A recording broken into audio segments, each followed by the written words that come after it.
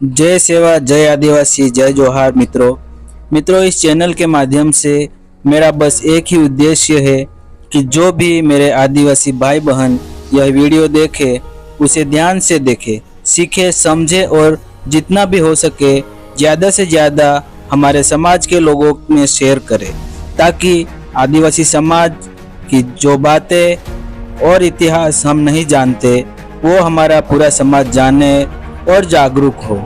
दोस्तों, आपने कहानियों, किताबों और बड़े बड़े नेताओं के भाषणों में सुना होगा कि भारत को अंग्रेजों की गुलामी से छुड़ाने के लिए बहुत लोगों ने बलिदान दिया, पर भारत के मूल निवासी यानी कि हम आदिवासी, हमारा इतिहास किताबों में भी दबा के रख दिया गया है।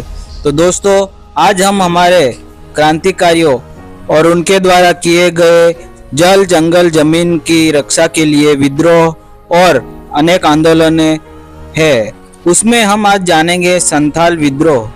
संथाल विद्रोह, जिसे संथाल हूल के रूप में भी जाना जाता है, संथाल जनजाति के आदिवासियों द्वारा ब्रिटिश ईस्ट इंडिया कंपनी, जमींदार और सामंतवादियों के क्रूर नीतियों के खिलाफ पूर्व भारत में वर्तमान झारखंड और पश्चिम बंगाल का एक विद्रोह था।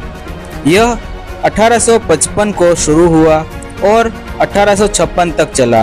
विद्रोह का नेतृत्व 4 मुर्मू भाइयों, सिंधु मुर्मू, कान्हू मुर्मू, चांद मुर्मू और भैरव मुर्मू तथा 2 जुड़वा मुर्मू बहनें फूलो मुर्मू और जानो मुर्मू ने किया। संथालों का विद्रोह बंगाल प्रेसिडेंसी में ब्रिटिश ईस्ट इंडिया कंपनी की राजस्व प्रणाली, सूदखोरी प्रथाओं और जमींदारी व्यवस्था को समाप्त करने की प्रतिक्रिया के रूप में शुरू हुआ।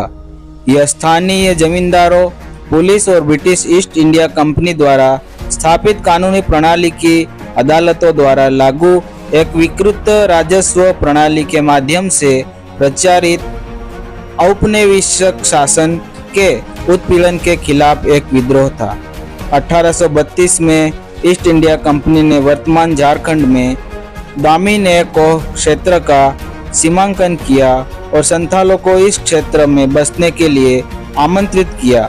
भूमि और आर्थिक सुविधाओं के वादे के कारण धालभूल, मानभूल, हजारीबाग, मिदनापुर आदि से बड़ी संख्या में संथाल आकर बस गए। जल्द ही अंग्रेजों द्वारा नियोजित कर संग्रह करने वाले महाजन जमींदार बिचौलियों के रूप में अर्थव्यवस्था पर हावी हो गए। कई संथाल भ्रष्ट धन उधार प्रथाओं के शिकार हो गए। उन्हें अत्यधिक दरों पर पैसा उधार दिया गया, जबकि वे कर चुकाने में असमर्थ थे, तो उनकी जमीनों को जबरन छीन लिया गया और उन्हें बंधुआ मजदूर के लिए मजदूरी में जोड़ लिया गया। इस विद्रोह के दौरान संथालों का नेतृत्व 2 भाइयों सिंधु और कान्हू मुर्मू ने किया। 30 जून 1855 को 2 संथाल विद्रोही नेताओं सिंधु मुर्मू और कान्हू मुर्मू ने लगभग 60,000 संथालों को लामबंद किया और ईस्ट इंडिया कंपनी के खिलाफ विद्रोह की घोषणा की। सिंधु मुर्मू ने विद्रोह के दौरान समांतरण सरकार चलाने के लिए लगभग 10,000 संथालों को जमा किया था। उनका मूल उद्देश्य स्वयं अपने कानूनों को बनाकर और लागू करके कर एकत्र करना था। घोषणा के तुरंत बाद संथालों ने हथियार उठा लिए। कई गांवों में जमींदारों, साहूकारों और अनेक गुर्गों को मार डाला। खुले विद्रोह ने कंपनी प्रशासन को चकित कर दिया। प्रारंभ में एक छोटी टुकड़ी को 2 विद्रोहियों को दबाने के लिए भेजा गया था। वे असफल रहे और उससे विद्रोह की भावना को और बढ़ावा मिला। जब कानून और व्यवस्था की स्थिति नियंत्रण से बाहर हो रही थी, तो कंपनी प्रशासन ने अंततः एक बड़ा कदम उठाया और विद्रोह को कुचलने के लिए स्थानीय जमींदारों और मुर्शिदाबाद के नवाब की सहायता से बड़ी संख्या में सैनिकों को भेजा। ईस्ट इंडिया कंपनी ने सिंधु मुर्मू और उनके भाई कान्हू मुर्मू को गिरफ्तार करने के लिए इनाम की घोषणा की। इसके बाद कई झड़पें हुई, जिसके परिणाम स्वरूप संथाल बलों की बड़ी संख्या में हताहत हुई। संथालों के आदिम हथियार ईस्ट इंडिया कंपनी की सेना के बारूद के हथियारों का मुकाबला करने में असमर्थ साबित हुए। 7वीं नेटिव इन्फेंट्री रेजिमेंट, 40वीं नेटिव इन्फेंट्री और अन्य से टुकड़ियों को कार्रवाई के लिए बुलाया गया। प्रमुख झड़पें जुलाई 1855 से जनवरी 1856 तक कहलगांव, सूरी, रघुनाथपुर और मुनकटोरा जैसी जगहों पर हुई। उस दौरान कार्रवाई में सिद्धू और कान्हू मुर्मू को मारे जाने के बाद अंततः विद्रोह को दबा दिया गया।